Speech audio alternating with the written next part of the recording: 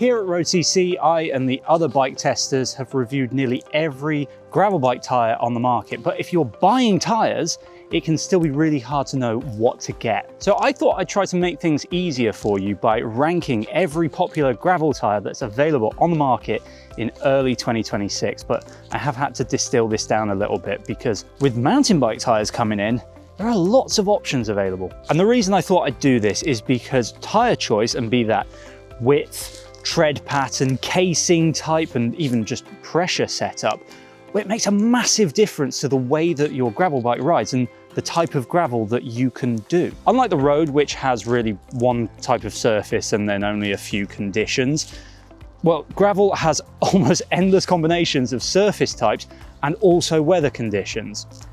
Picking tyres is really tough. These are just some of my and our key reviewers' opinions, so we might not mention every gravel tyre and you might disagree with what we say about your favourite tyres. So if you agree with us, if you disagree, or if you have a tyre suggestion that we don't talk about, please leave it in the comments because we might all learn something.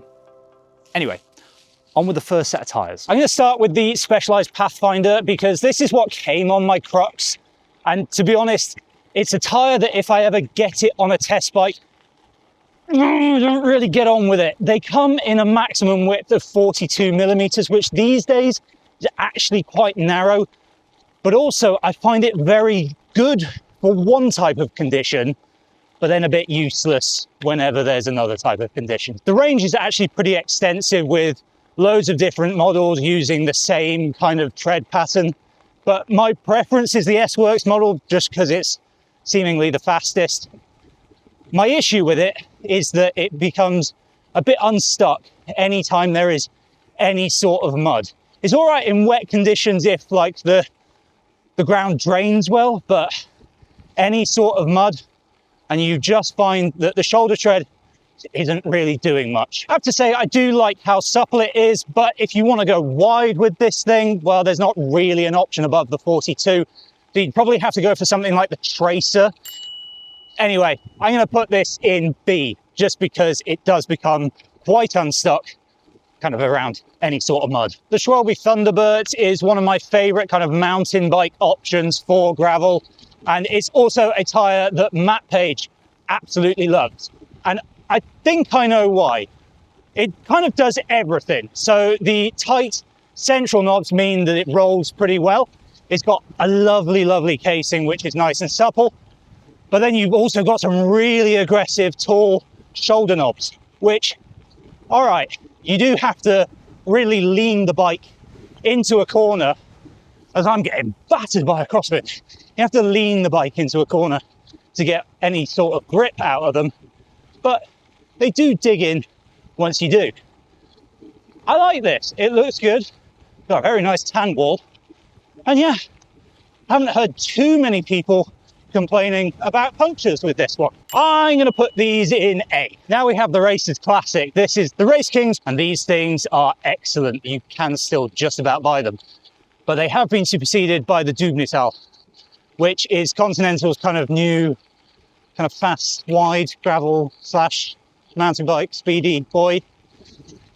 Anyway, the RaceKings were a favourite because they were fast in a straight line, and then they were quite grippy too in the corners, which is quite a nice combination when you're racing. The Dubnital, well, I got a little bit of a chance to see them in Germany, and then we saw them on a load of the gravel pros at Gravel Worlds. But what I'm hearing of this new tyre is actually a bit more puncture prone, which is not what you want from a gravel tyre.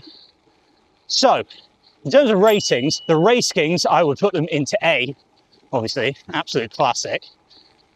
But the Dubnitals, they're going to go to B until we kind of see that it's not just rumours that they're being punctured more. I've stopped at the side of the gravel trail because I really wanted to take a look at the tyres that I've got on my bike.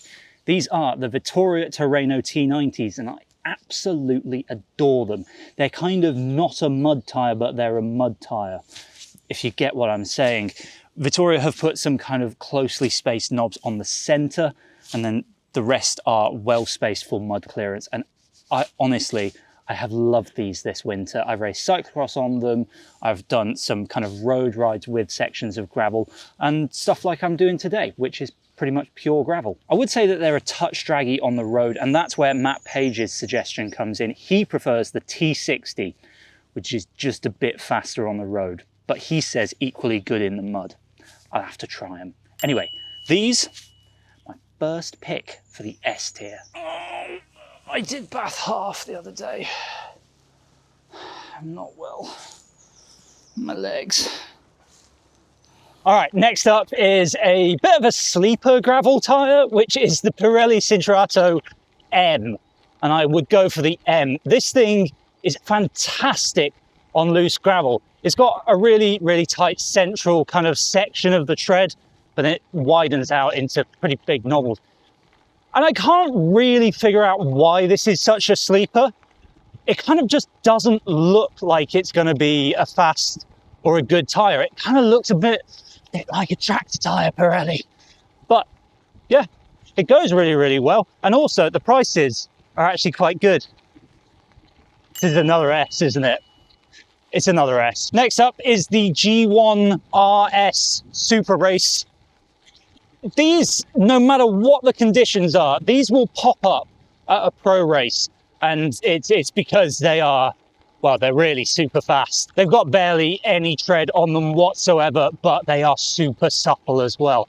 So they are lovely to ride.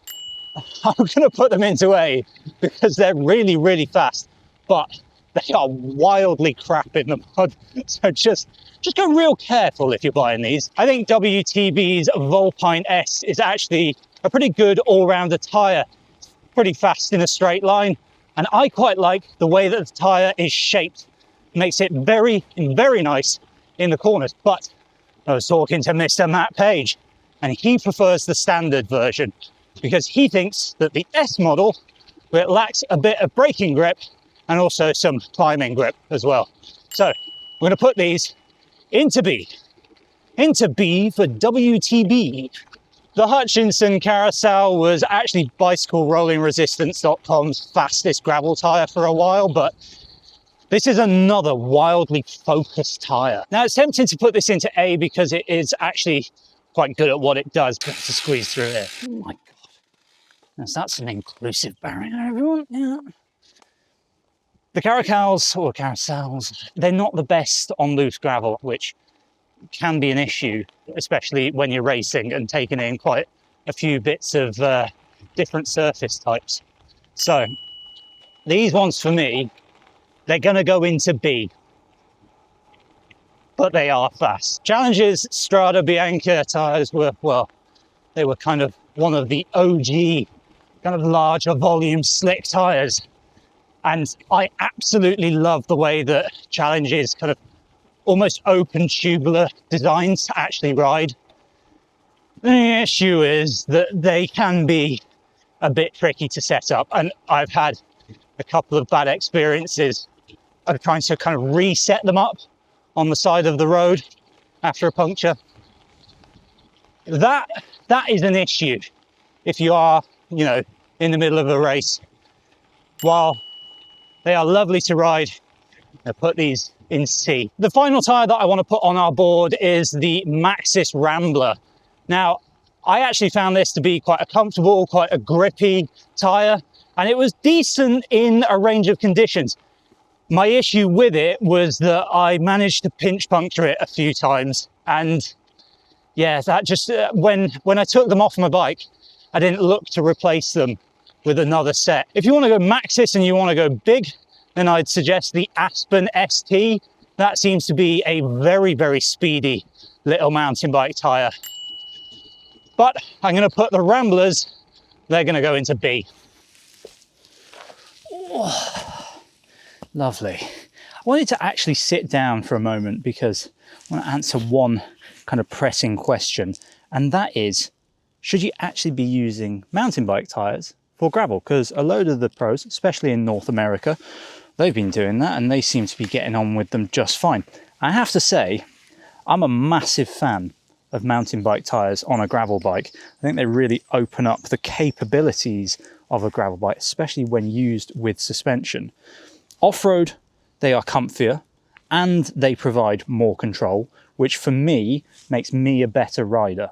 And seeing as gravel to me is all about having fun and kind of pushing the limits of my abilities, that's what matters more than maybe pure speed. Now, do they work for me all the time? Absolutely not. On a ride like I have to do around here on the levels, they're really quite noticeably draggy on the road. But the question that you need to ask yourself is, will that be my riding? And what does your riding include? If it is kind of the stuff that I've been doing today, which isn't too technical, then maybe you don't need mountain bike tires. Maybe they will roll faster on this stuff. But if your riding includes any sort of really techie stuff, you know, larger rocks, I think having the massive volumes of mountain bike tires is just a good thing. You will also need to ask yourself whether you actually have space in your frame to fit these things. Now, my crux here can only go up to about a 50mm tire, which is pretty much plenty for me. But I remember when I was riding a Lauf Segler, that had space for 2.2s and the rest. And that had a load of mud clearance as well. If I fit a 50 to the front of my crux, the clearance is really, really tight. On muddy days, that's just not an option.